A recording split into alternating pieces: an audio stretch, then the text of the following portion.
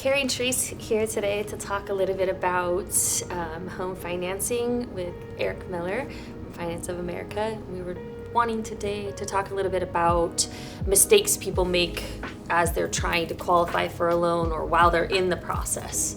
So tell us a little bit about after you're pre-qualified mistakes, what not to do. Very important question. Thank you. I think the thing that most frequently derails a borrower deals with their employment, right? So the number one thing that I would say to you if you're in the market and you're trying to purchase a home and you're pre-qualified is don't change jobs unless you've talked to me about it beforehand.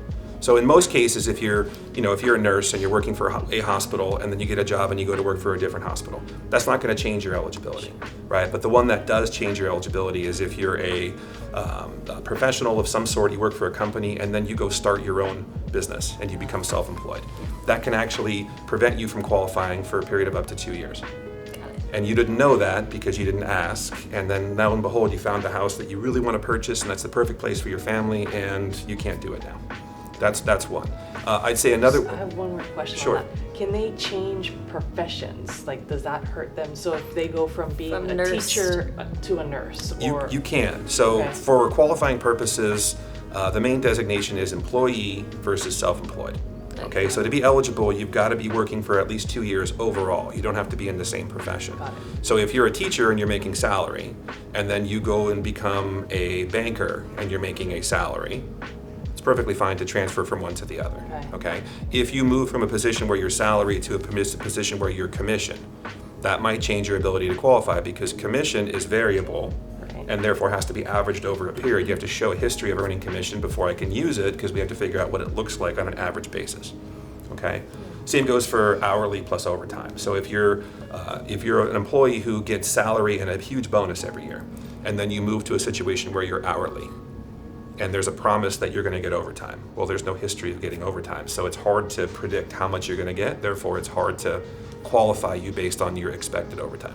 So in general, you want to stay in the same job if you can. If there is a chance you're going to change, you want to make sure that you discuss it with your loan officer beforehand so that we can plan accordingly. Okay, that's the biggest one. The second one, and this is pretty commonly discussed, is don't make any large purchases while you're in process. Because typically, we're qualifying you based on your existing debt and the payments that you're making on a monthly basis. If you make a large purchase while you're in process, as we get to the end, we reevaluate what your debts look like to make sure that your debt ratios are still sound. And the horror story is always, we went into escrow, we went to purchase a house, and right before the end, we went and bought a bunch of furniture because we want to move it into our new house. Oh, and lo and behold, now we have an extra $1,000 in payments and we no longer qualify, right? We've gotten pretty good at not having that happen anymore because education's a big part of what we do, but that's kind of the horror story for that. I think the third thing that I would say is make sure that you are clear about where your money's coming from. Yes. Okay, so sourcing assets is really important in the home buying process. We have to evaluate every dollar used to make sure that it came from a legal purpose. Legal purpose would be your money that you've had.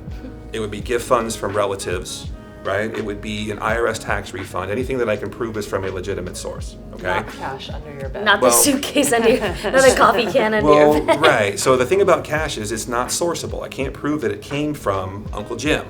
Yep. And if I can't prove it came from Uncle Jim, then I can't use it for qualifying. And so a lot of times what happens is you've got relatives who want to help and they carry cash, and lo and behold, you've got a large deposit in your bank account, and I can't prove that it came from anyone, and I can't use it, and that might be the money that you need to close.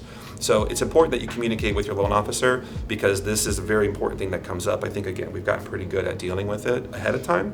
And I think that feeds to the point of why you want to pre-qualify before you go out looking at homes, because this kind of thing will come up during the interview process, right? You sit with me, I'm going to ask you where the money's coming from, and I'm going to explain the importance of making sure that I know so that we don't have these things trip us up while we're in process.